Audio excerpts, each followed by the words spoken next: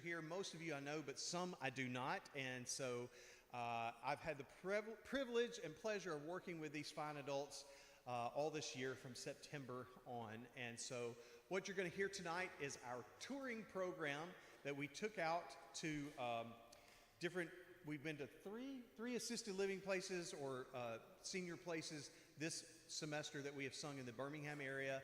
And then from May 5th through May 9th, we went down to Fairhope, Alabama, and we stayed down there the entire week, and we sang at 4 different places that we, on the way down and on the way back, and then 2 while we were there. And so it was very rewarding. It's a fun program. I think you're going to enjoy it.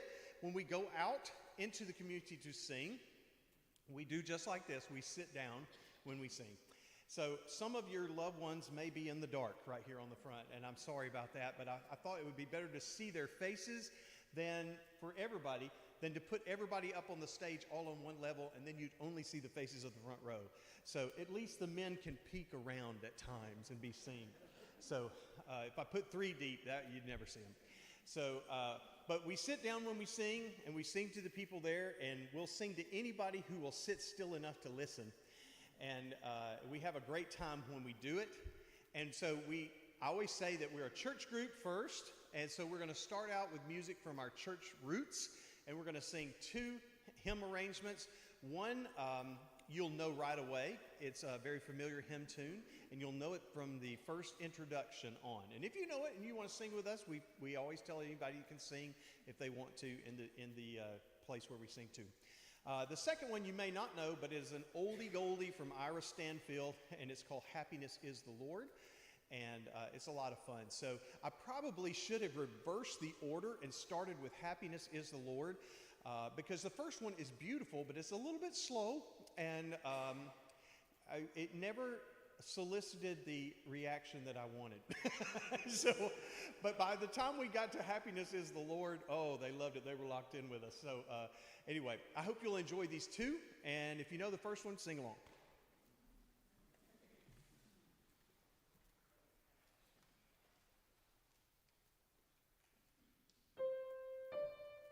Thank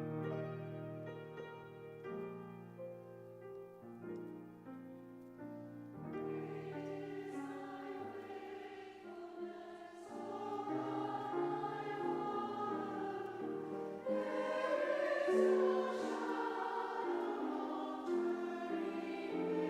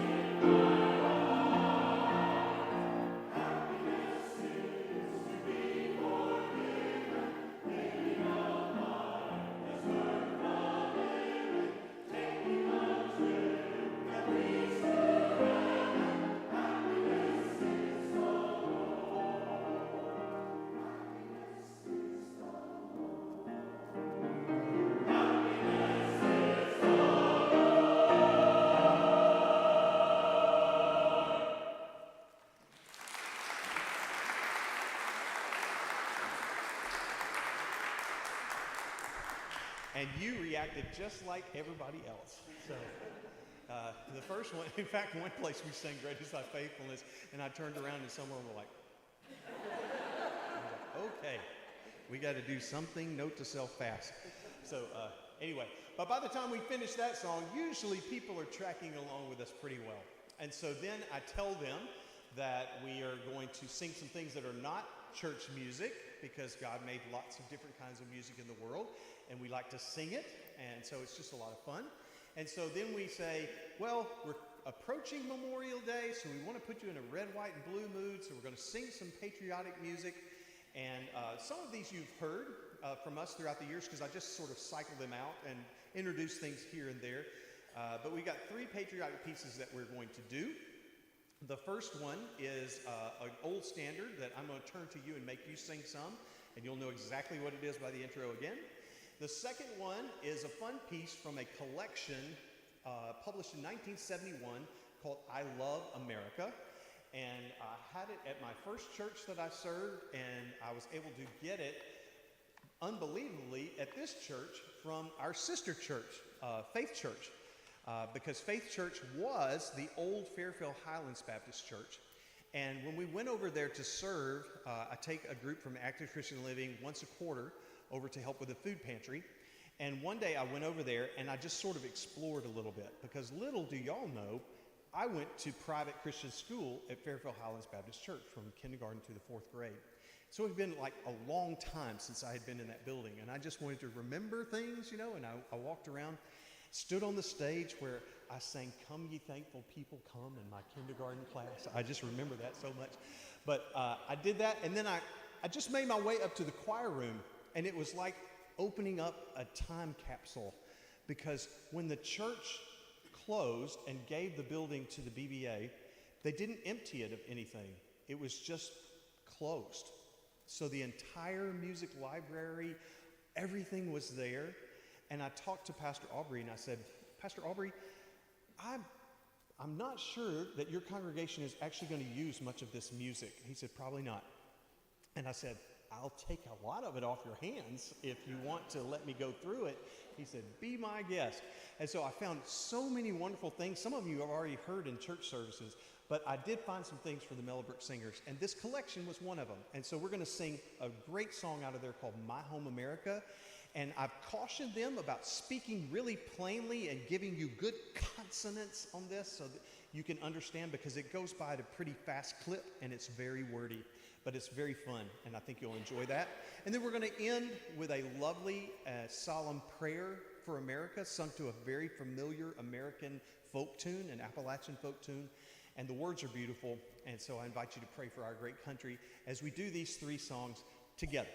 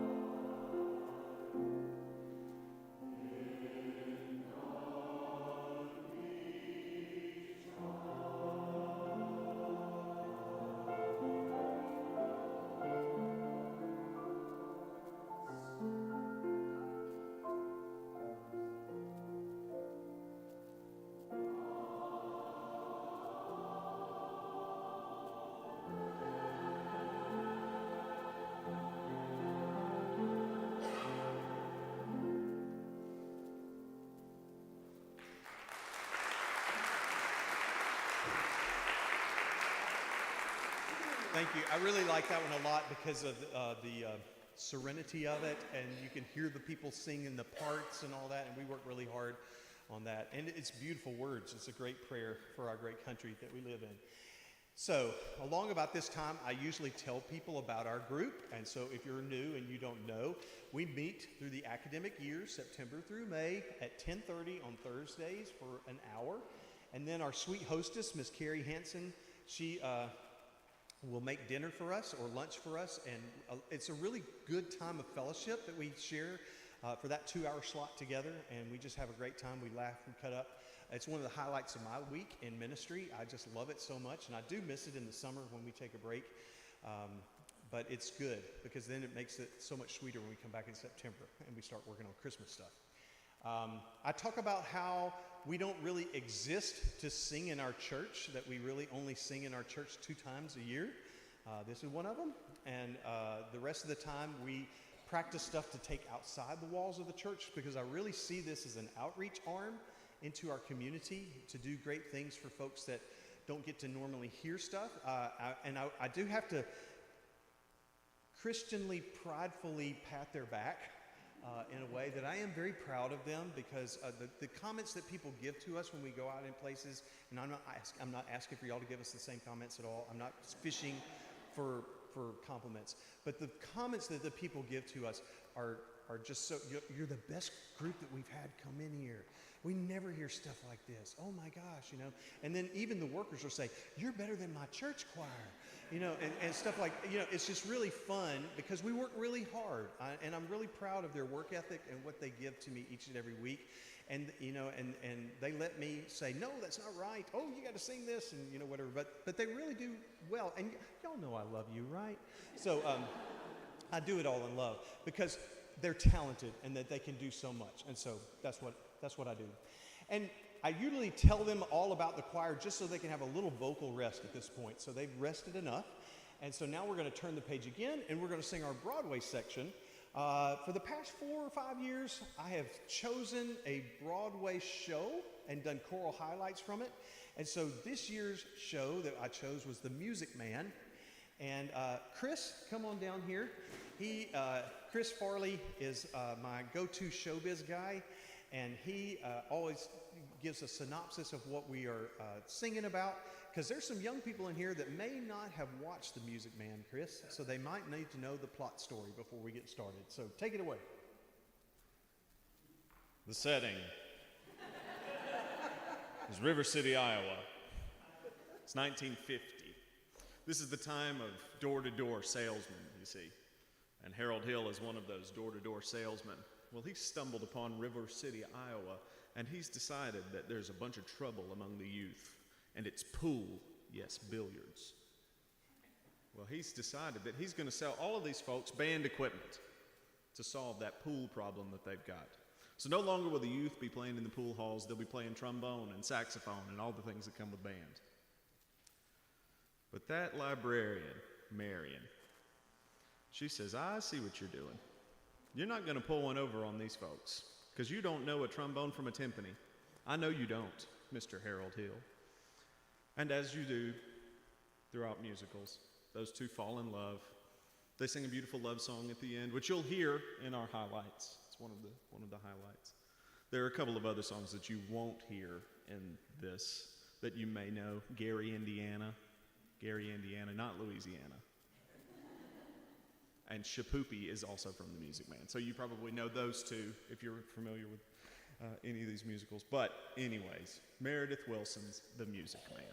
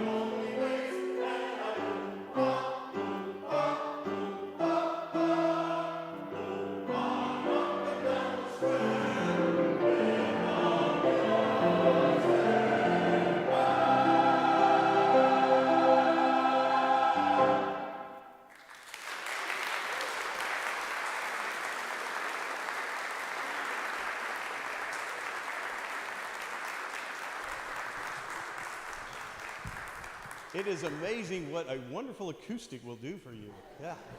Boy, that just bolsters their courage so much. That's really, really good. I think that's the best you've ever sounded. That was really awesome.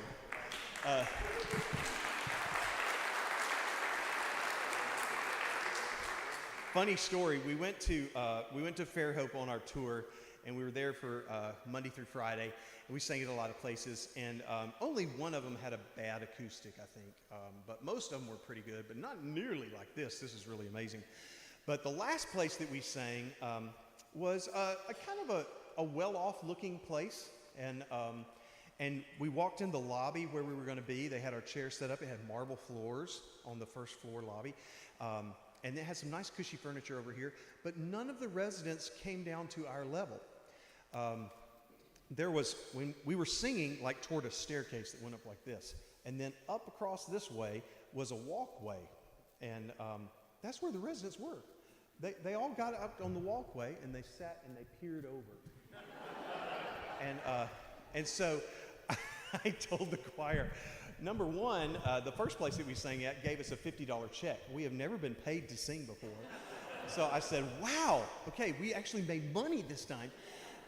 And I did try to give it back, but she said no. But so we got paid, and then another place that we went to had our name in print, the Mellow singers from Mountain Brook Baptist Church. I said, wow, we've got press. You've been paid and you got press? But then we had all those folks up on that row just peering over at us. I said, now that's the first. We have never sung in a venue that had opera boxes. So wow, we have arrived this year. So that was really a lot of fun. Okay, so we're going to cut back now to our church roots, and we're going to finish out with 3 pieces, but it's really not 3 because one is a medley. But it's a fun one. We haven't done it for maybe 2 or 3 years. I grew up in small rural Bibb County church. My dad was the pastor there.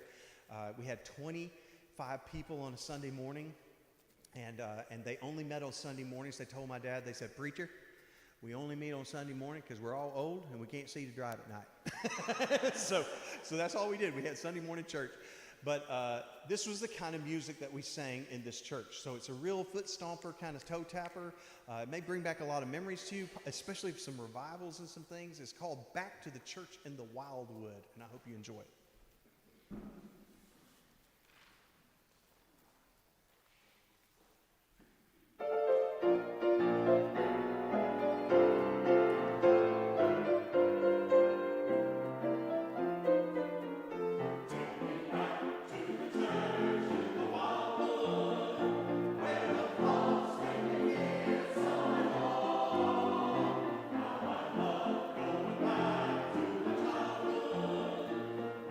Sing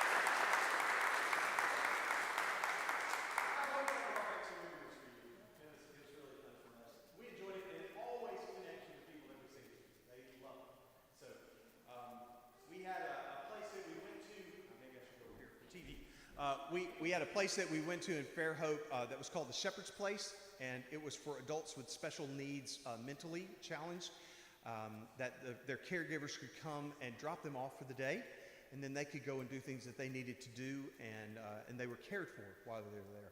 And we had this sweet, sweet, sweet lady who sat right at the table right in front of us, and we sang almost to her.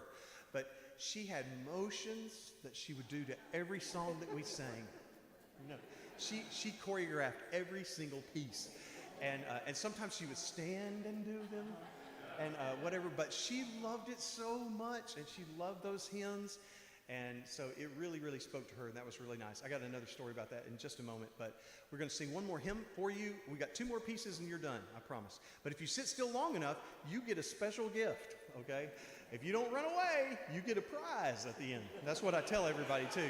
So I do tell everybody that. We'll bribe anybody to listen. So, but we do seriously have something for you if you'll hang around until they run out. But this one is... these last 2 always top the charts on hymn surveys. When people say, what are your favorite hymns? We're going to sing an arrangement first of How Great Thou Art.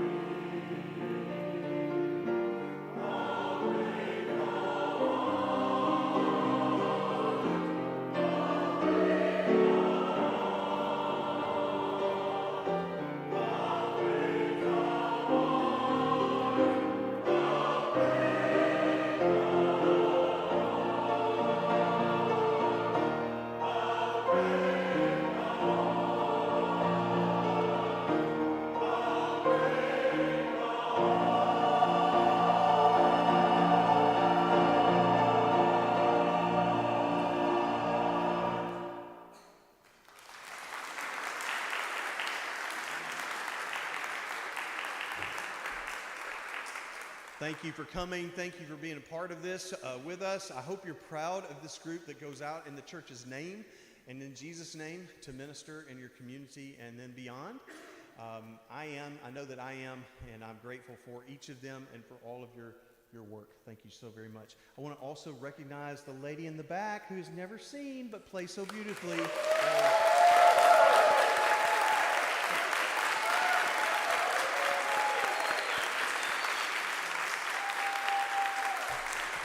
I've said it before, but I'll say it again. Choirs are only as good as their accompanists that accompany for them. So she makes us sound like $1 million even when we don't know what we're doing. So we're grateful for Anna Lou and how the Lord uses her and her talents with us. We're going to finish out with Amazing Grace. If you've been with us, if you've come to any of our concerts throughout the past years, you know that we always end with this song, and we do so because of Shirley Austin. And so we're going to dedicate this in her memory tonight as we sing this. She was the one that came to me and said, we have to sing Amazing Grace. And I was like, okay, all right. And she goes, no, we have to sing Amazing Grace. And so I said, okay, Shirley, we will. I'll find an arrangement. And we have been doing it now probably for 10 years. And really, I'm grateful that she really twisted my arm on that, because it speaks to the most people. I shared at staff meeting in my devotion this past week that in that same place, in Shepherd's Place, there was an older gentleman who was sitting off to my right. The choir was facing this way, as you are. He was sitting over here on a little stage. He had a little round table, and he had some crayons and some coloring sheets, and he was just bent over, and that was all he was doing. I didn't even know that he realized we were in the room. He was just in his own world. He never acknowledged us once until we sang Amazing Grace, and he put down the crayons, and he looked up to heaven, and he stretched his arm, and he sang every word. That's how God uses this group to reach people for him, and to know that they feel loved by Christ and loved by God. And when we go out, we think that we are helping people, and we are. But really, they help us more. And we get way more out of it than I think they do. And so it's a special ministry in my heart, and I love it so much. I'm going to ask you to sing different things. We're going to all start together, and then the women have a stanza, the men have a stanza, then we all sing together at the end, and I'm going to have you stand at the end and sing with us, okay? Not because I want a standing ovation.